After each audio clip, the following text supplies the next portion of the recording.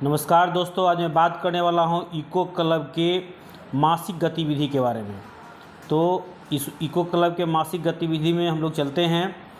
इस महीना अर्थात अगस्त महीना में कौन कौन सी गतिविधि करना है, तो हम लोग आगे बढ़ते हैं। ये फरवरी और अगस्त में एक ही टॉपिक है, एक ही विषय है, और वह है सतत खाद्य प्रणाली एवं जैव विविधता। सतत खाद्य प्रणाली और जैव विविधता। तो इसमें सबसे पहले विषय प्रवेश में आप देख सकते हैं लिखा हुआ है, आधुनिक कृषि में रासायनिक उर्वरकों में कीटनाशकों के अधिक उपयोग से मिट्टी की गुणवत्ता, जल स्रोत और जैव विविधता में को क्षति पहुंचती है। इससे संबंधित बात को इस महीने में इको क्लब के द्वारा बताने का प्रयास करना है। फिर है, आप यहाँ देख सकते हैं विद्यालय स्तर पर कौन कौन सी गतिविधि हम लोग करा सकते हैं। तो इसमें खाने की बर्बादी के बारे में बच्चों को बता सकते हैं, स्कूल पोषण वाटिका के बारे में बता सकते हैं, एक पेड़ एक छात्र अभियान विद्यार्थियों के द्वारा एक पौधा गोद लेने की बात कर सकते हैं, ताकि बच्चों को उस पौधे के प्रति विशेष लगाव हो। फिर है जैव विविधता, इस पर हम लोग बात कर सकते हैं। फिर वृक्षों की देखभाल और उसकी वृद्धि की निगरानी, इस सारी एक्टिविटी को हम लोग करा सकते हैं।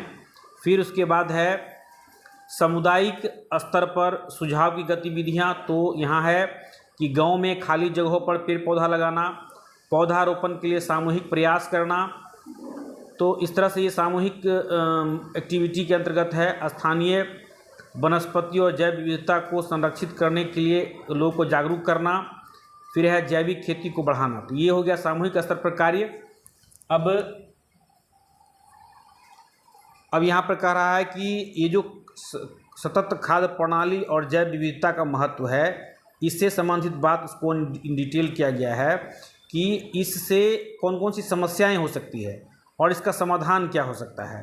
तो आप देख सकते हैं लिखा हुआ है, आधुनिक कृषि पद्धति में रासायनिक उर्वरकों का, आप देख सकते हैं आधुनिक कृषि पद्धति में रासायनिक उर्वरकों का, आप देख सकते हैं आधुनिक कृषि पद्धति में रासायनिक उर्वरकों और कीटनाशकों का अत्यधिक प्रयोग हो रहा है, जिससे भूमि बंजर हो रही है, भूमि अनुपजाऊ हो रही है।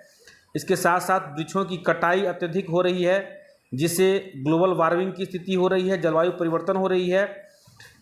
इसी तरह से जो है सो और भी बहुत सारे प्रभाव हो रहे हैं। अत्यधिक गर्मी बढ़ रही है, वर्षा कहीं अल्पवृष्टि, कहीं अत्यधिक वर्षा हो रही है। तो ये सब मौसम परिवर्तन हो रही है, इस तरह की जो है समस्याएं उत्पन्न हो रही है। तो इसका समाधान क्या है? तो समाधान है हर छात्र और हर नागरिक को कम से कम एक पौधा लगाना और इसकी देखभाल करना। आप यहाँ देख सकते हैं। फिर है स्थानीय स्तर पर औषधि और पोषणीय पौधों का प्राथमिकता देना, जैविक खेती को बढ़ावा देना। यदि हम करते हैं तो हमारा जो समस्या है, खाद्य समस्या, वह कम हो सकता है, दूर हो सकता है और हम लोग स्वस्थ भी रह सकते हैं। फिर कह रहा है इस टॉपिक से संबंधित विद्यालय स्तर पर कौन कौन सी गतिविधियां कर सकते हैं हम लोग।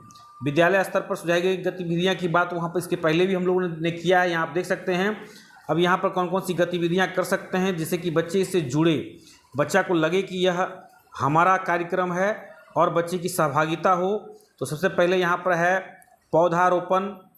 यदि पौधा रोपेंगे तो इसमें क्या होगा कि बच्चा जुड़ेंगे।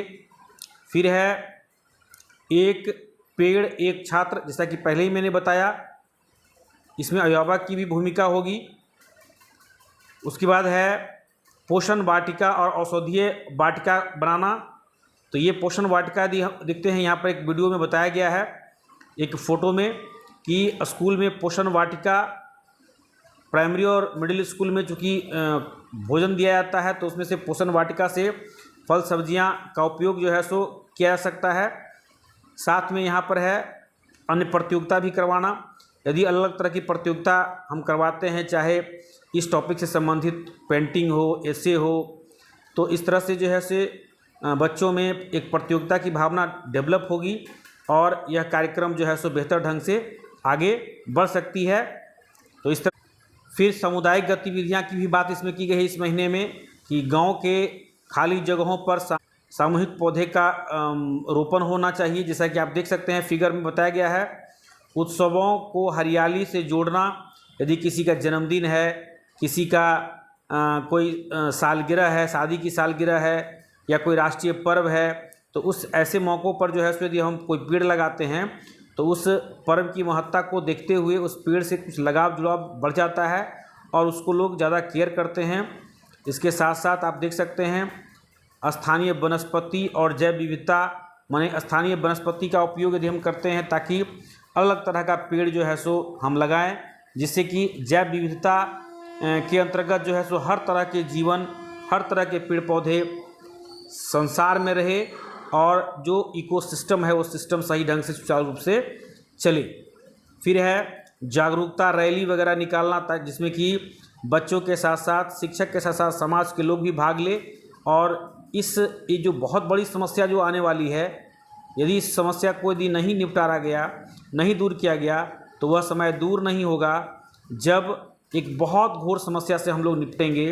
अभी आप देख सकते हैं कि भारत के बहुत सारे ज़िले, बिहार के बहुत सारे ज़िलों में अभी पानी के संकट एक बहुत बड़ी समस्या बनी हुई है और इस संकट के कारण जो है सो अभी बहुत सारी समस्याएं हो रही है, लोग पानी के लिए तरस रहे हैं।